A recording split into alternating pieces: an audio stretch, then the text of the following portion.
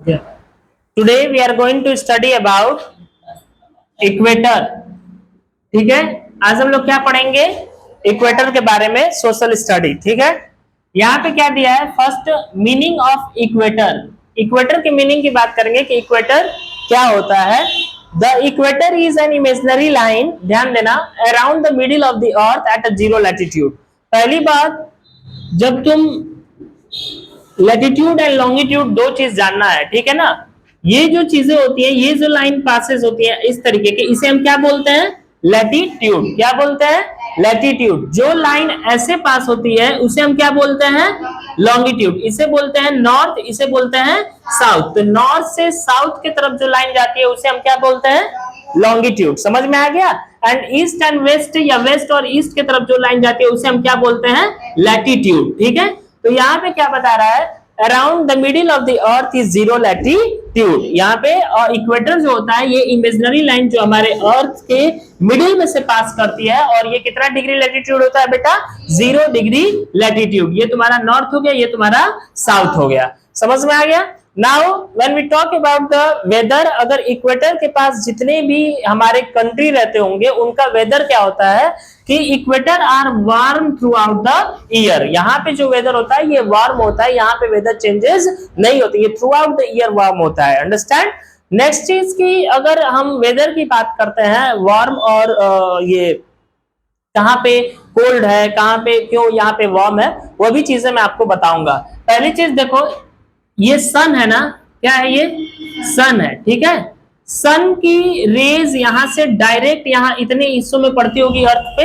Understand? यहाँ अर्थ के पूरे इतने हिस्सों में जब पड़ती है तो यहाँ का जो क्लाइमेट होगा, जो कंट्री होगा, वो वहां का कितना क्लाइमेट होगा? वार्म होगा। क्यों? क्योंकि सन की रेज क्या होती है? डायरेक्ट जा रही है। क्या जा रही है? डायरेक्ट। जैसे हम लोगों ने जोन के बारे में पढ़ा होगा, टॉरिड जोन होता है, फ्रीज जोन होता है, टेम्परेट जोन होता है। ठीक है, और वही जब सन की रेज यहां तक और यहां तक थोड़ा थोड़ा जाता होगा कि नहीं जाता होगा? डायरेक्ट जो रेज तो नहीं जाता होगा, तो यहाँ की जो जोन होती है वो फ्रीज जोन होती है। कौन सी जोन होती है बेटा? फ्रीज जोन होती है, क्योंकि सन की रेज डायरेक्ट वहां तक नहीं पहुंच पाती है, तो वहां की जोन जो होती है वो फ्रीज होती है।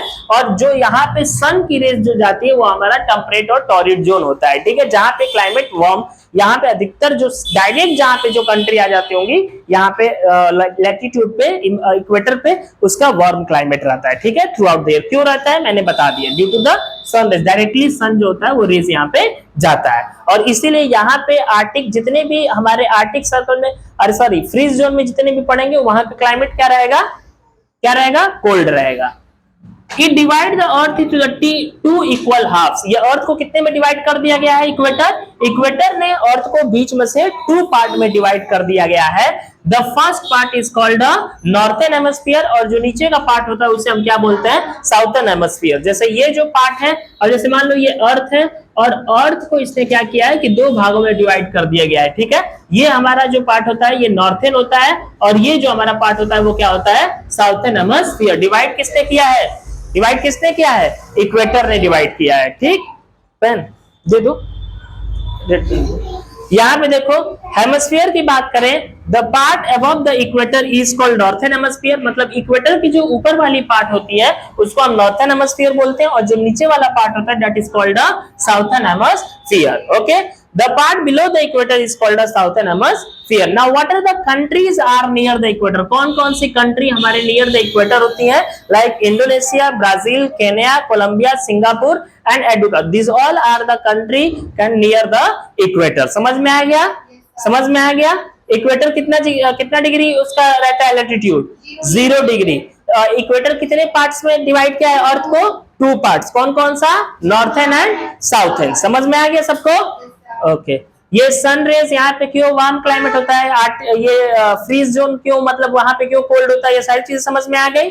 चलो नोट डाउन करो।